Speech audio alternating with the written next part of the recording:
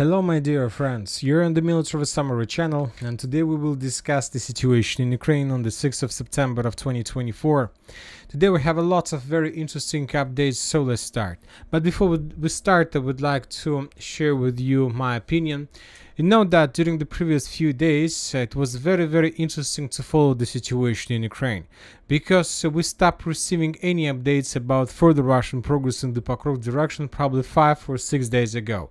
And it was very interesting why the Russians haven't finished the battle for Novogrodovka. Where are the updates about the situation between Nikolaevka, Grodovka and the village of Novotoretsk? What is the status of the cauldron between Krasnogorovka and Galicinovka? And one can say that most of us have a feeling that the Russians were stopped, that Ukrainians somehow managed to redeploy forces from the Kursk direction, from the northern parts, to the Pokrovsk direction to counterattack the Russians and to stop the Russians completely. The only progress, the only interesting updates for the previous days we've been receiving from the area around Ugledar, where the Russians launched full-scale offensive operation. The Russians managed to take under control the Prichistovka. Probably the Russians have already secured and captured the village of Zolotaya Niva, and we start receiving updates from the coal mine, and that's it. And today, on the 6th of September, we got a very interesting article, very interesting report from the commander-in-chief of the Armed Forces of Ukraine, from Syrsky. He reported today that Ukraine stopped the advance of the Russian Federation in the Pokrovsky direction. In the last 6 days, the Russians have not advanced there by a single meter. That was stated by Syrsky, and telling the truth, there were complete absence of any updates from this direction. And telling the truth, I believe Syrsky, for at least for maybe a few hours for the 6th of September. But later we start receiving very interesting reports from Germany, and I completely forgot that today, on the 6th of Germany, the Western countries and Ukraine were planning to conduct another Ramstein meeting, where the Ukrainians were planning and were asking the Western countries for additional weapon. And this situation explains everything.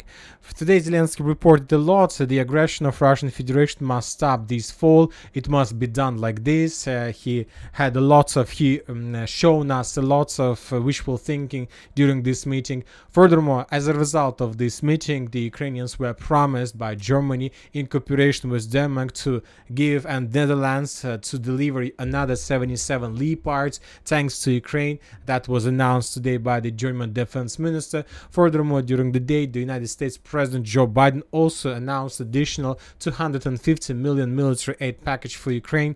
Later, on the 6th of September, today we got details about this package, what was about how many weapons, what kind of weapon, and so on.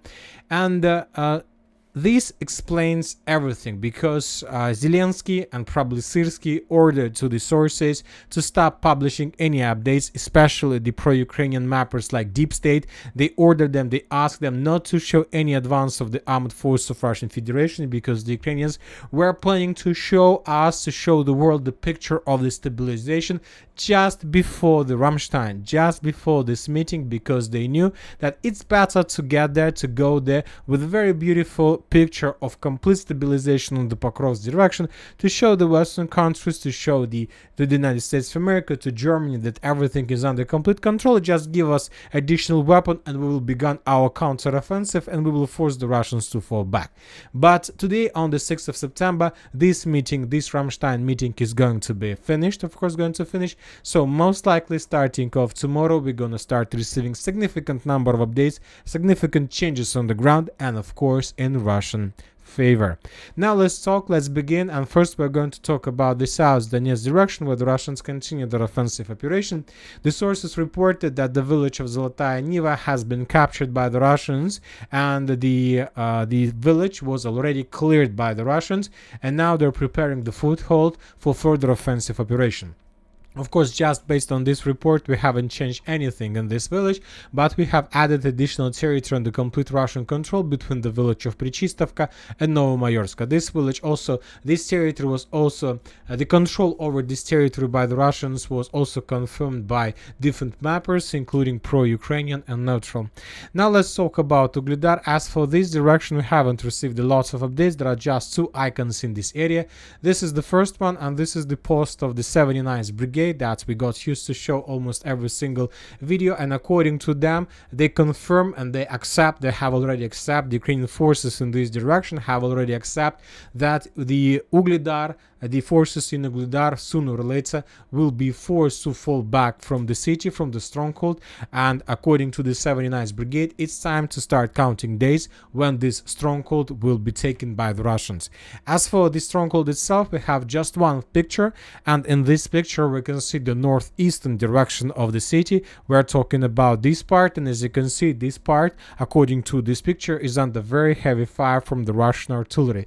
This photo probably confirms that most likely the Russians have already established complete control over the Kolmai by the name of South Donbas. They have secured this territory most likely. So I'm telling about this part of the South Donetsk front line, and probably during the next 24, 48 or 72 hours the Russians will start their first attempts to attack the city of Ugledar exactly from the northeastern direction, because this is the last secure territory. There are lots of positions and places where the Russians can dig in deeper and to develop their offensive. And furthermore, if the Russians are able to take under control at least 10% of Ugledar from the northeastern direction, obviously this will force the Ukrainians to fall back and to abandon their positions and to withdraw to the city of Bogoyavlenka. Obviously just 10% just to answer, and the Ukrainians will not show resistance because the risks of being encircled completely are very high.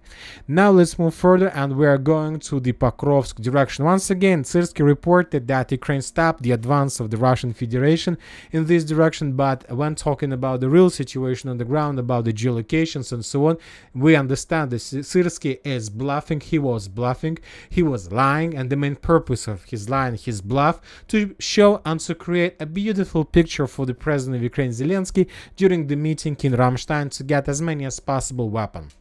Now let's talk about the details, and first we're going to talk about Krasnogorovka, and this is very important update.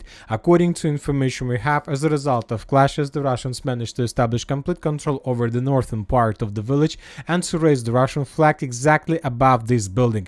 So this territory was captured, this territory was secured, and the most important, the Russians managed to cut the last logistic roads. And as for current situation, this is not this is no longer let's say support or logistic roads. This is already evacuation roads. So this is the southern let's say pincer of Nivolskaya Cauldron. What I'm trying to tell you about these supply roads, these evacuation roads that Ukrainians used to use before the Russian advance. The Ukrainians were redeploying and moving their forces from Krasnogorovka, from the fields in the western directions to Zhelana Druga, to Zaryana, so to Hirnik and so on. So this is the southern pincer.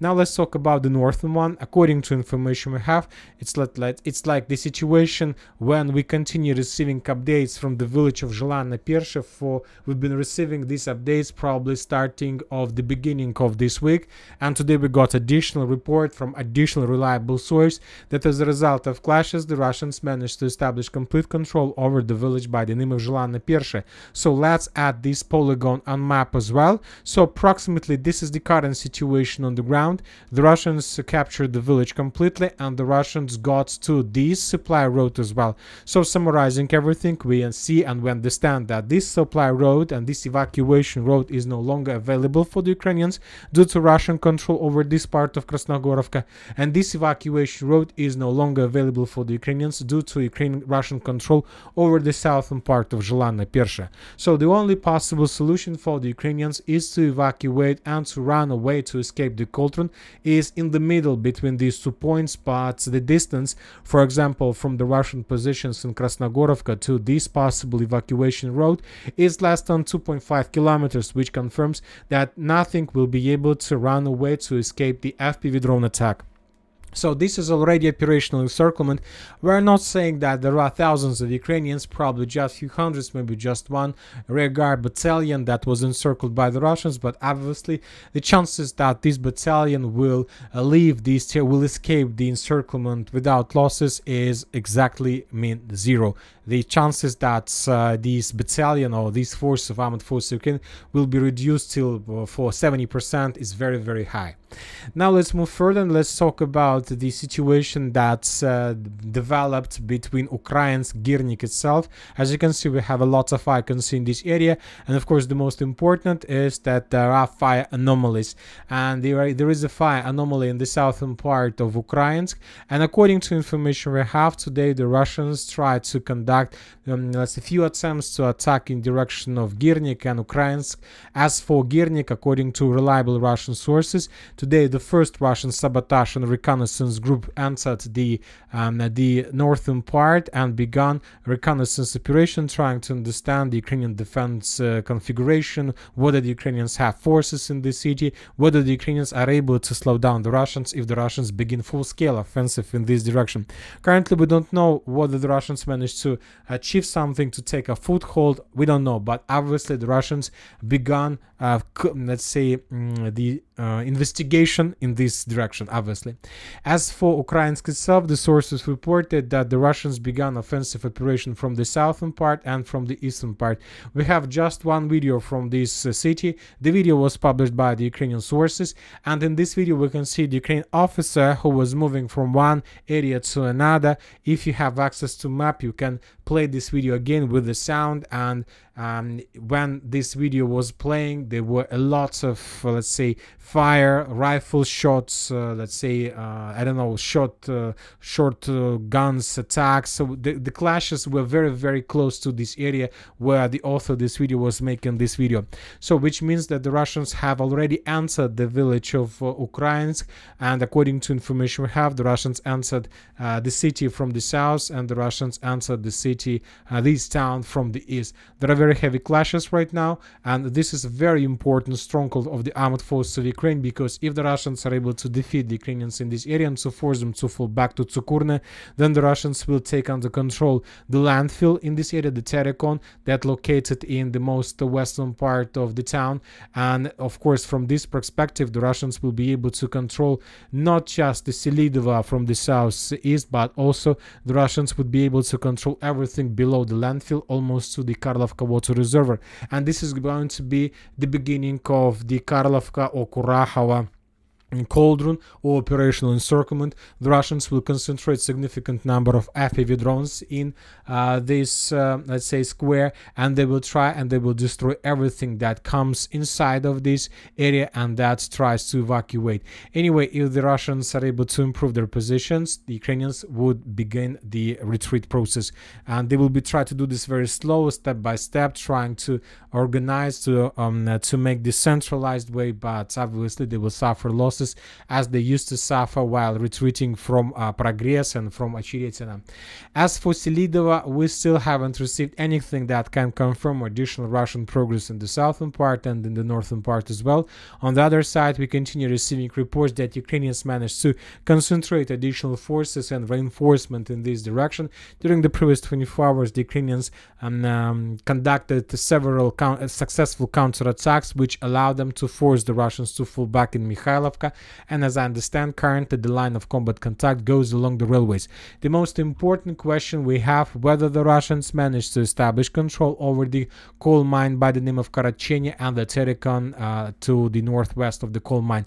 If the Russians do have control over this territory, it doesn't matter how many territories and how many square kilometers the Ukrainians managed to restore as a result of counterattacks, because as soon as the Russians finish with Ukrainsk, as soon as the Russians are able to concentrate additional forces, as soon as the Russians are able to bring additional reinforcement, the Ukrainians would be forced to fall back from Selidova. Otherwise, they will suffer significant losses, even being in defense state.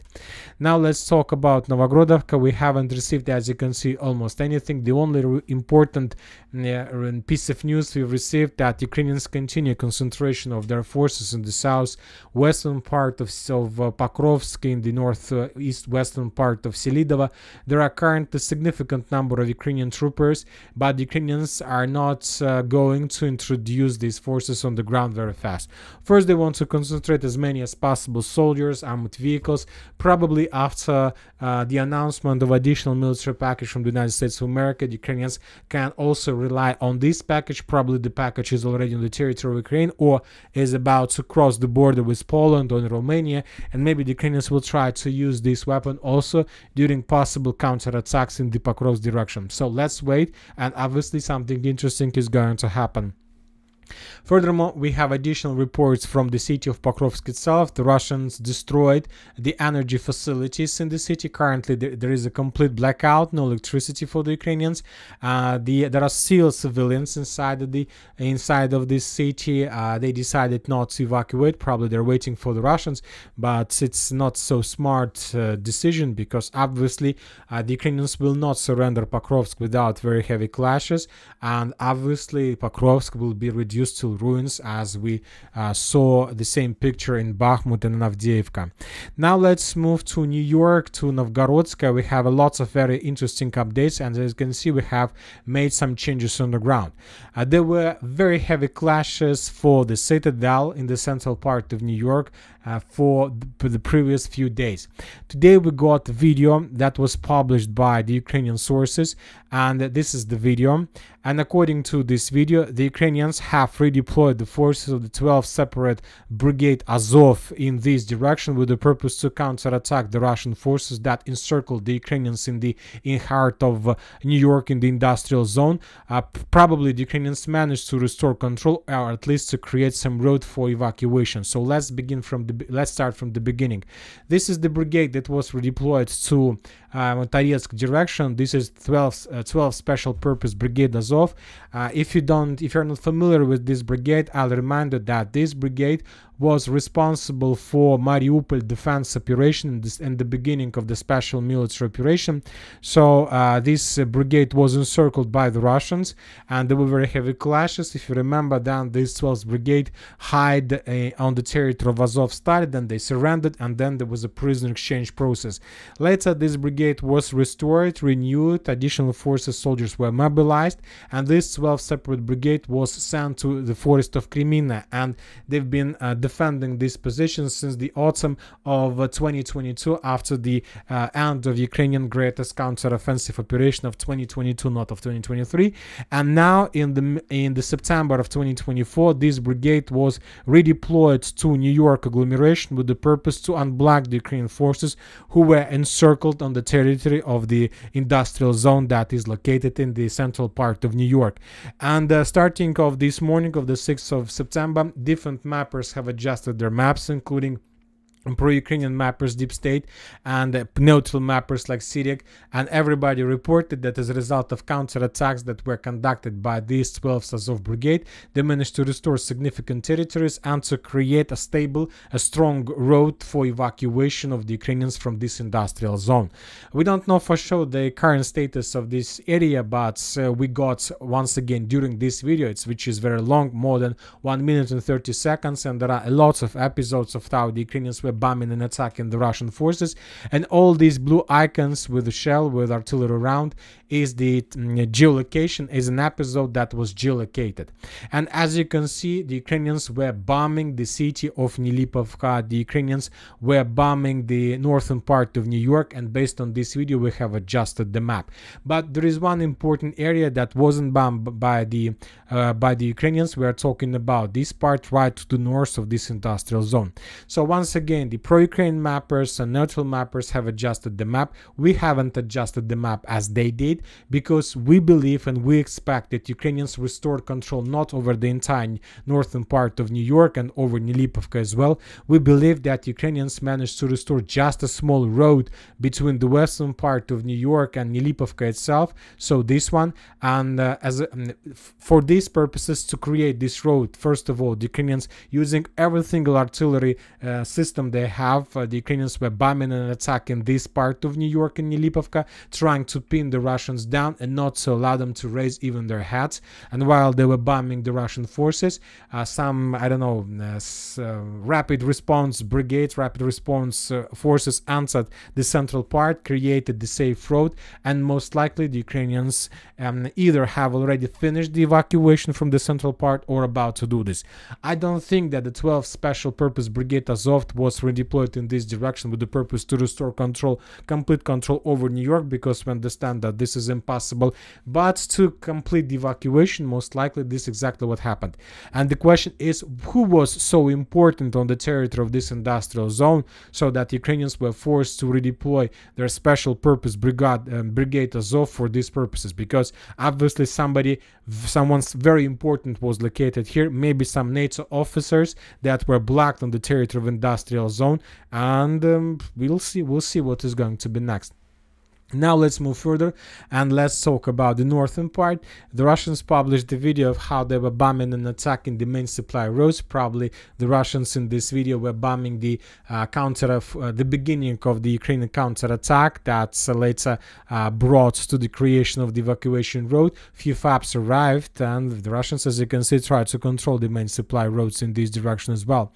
As for Chasiv Yar, we haven't received anything special, just regular Russian military activity, the work of FPV drones, artillery strikes, and a small progress of the armored force of Russian Federation on the Ukrainian side of Seversky Donetsk Donbass in the western part of Kalinovo. So according to different mappers, this part of Kalinovo was captured by the Russians during the previous 24-48 hours.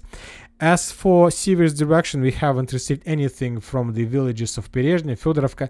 Probably there are very heavy clashes right now, but neither the Russians nor the Ukrainians are going to publish additional updates for another few days, because currently the situation is 50-50, or just they're trying to keep the situation in silence. Very interesting updates are coming from Verkhnyokamyanska. If we summarize the number of updates from the beginning of August, we see that the Russians are bombing this village very heavily. The current situation in Verkhnyokamyansk reminds me of the situation in Prichistovka. If you remember, the Russians had been bombing the village since the beginning of June till the beginning of September, and after that, as a result of just one attack with significant number of armored vehicles, the Russians captured the village without any resistance from the Ukrainian side. The Ukrainians dropped their weapon, abandoned their positions, and ran as far as possible from that area, and mainly because the Russians had been bombing this territory for August, July, and June. And now we see the same story. The Russians are bombing the village of Verkhnyokamyansk heavily. Hundreds of FAPs, hundreds of Tesla Tower strikes, projectiles, hundreds of missiles, everything is flying in this direction. Every single square meter was attacked by the Russians already, so which confirms that maybe in a week or in two, the Russians will conduct full-scale offensive operation with the purpose to force the Ukrainians to fall back. And of course, if the Russians are able to take under control the village of Verkhnyokamyansk, this is going to be the end for the village, or for the city of Siversk, and for the Ukrainian positions between Seversky Donetsk River and the village itself. As for the southern Kupiansk direction, nothing special, and as for the northern Kupiansk direction, we have real hell on earth exactly in this area. And according to the map of fire anomalies, we can make a conclusion that the Russians have already set on fire every single square centimeter in this area. The entire direction is burning by the Russians, is been burned by the Russians, been reduced to ruins. Lots of fire anomalies in the Ukrainian side of Oskol River, lots of fire anomalies. Take a look at the northern part of this picture in the village of Petropavlovka. It's like the Russians are going probably to reduce this territory till the dinosaur level of the surface. I don't know, but the situation is very difficult for the Ukrainians. We have some geolocations that confirms Russian attacks. In this video we can see two FAPs arrived in the village of Lushkovka along Oskol River. Probably some temporary positions of the armored force of Ukraine were destroyed Furthermore, according to different mappers, including pro-Ukrainian, the Russians managed to improve their positions and got very close to the village of Kolesnikovka. So we're expecting, of course, we're expecting the beginning of the full-scale offensive in this direction, and as soon as the Russians are able to cut this territory in two, obviously, according to number of these geolocations, the first direction the Russians will try to handle with is the northern one, with the Kupinsk itself. So this is going to be very interesting probably. Now let's move to the Kursk direction. During the previous 24 hours we got additional updates. Another multiple launch rocket system was destroyed, and the Russians destroyed M270 as a result of Iskander strike. As a result, this is probably it's already more than 100 vehicles were destroyed by the Russians by Iskander. The Russians are not counting this type of missiles, which is very interesting. And as for the direction itself, the main clashes were taking place in the northern part. The Russians managed to restore their positions in this artillery pocket. First, this territory was recaptured by the Russians according to different mappers a few weeks ago, and now we start to see first geolocations of how the Ukrainians were FPV droning the Russians in this area. Based on this video, we have adjusted the map in Russian favor. Also, according to different mappers, the Russians managed to cut these salients. This area used to be under complete Ukrainian control, but most likely the Ukrainians withdrew their positions towards more reliable one. So we see that Ukrainians can't move further. They haven't received authorization from the Western countries to attack the territory deep inside of the territory of Russian Federation. On the other hand, we see that the Russians managed to concentrate additional forces, and now the situation is very critical for the Ukrainians. They can't continue. They need to dig in deeper. The question is whether the Ukrainians had enough of time to complete this process or not. And that's it for today. Military Summary channel reminds to condemn any violence in the world. Thank you for watching. Subscribe to my channel, put your likes, join my Patreon, and have a good day. Bye bye.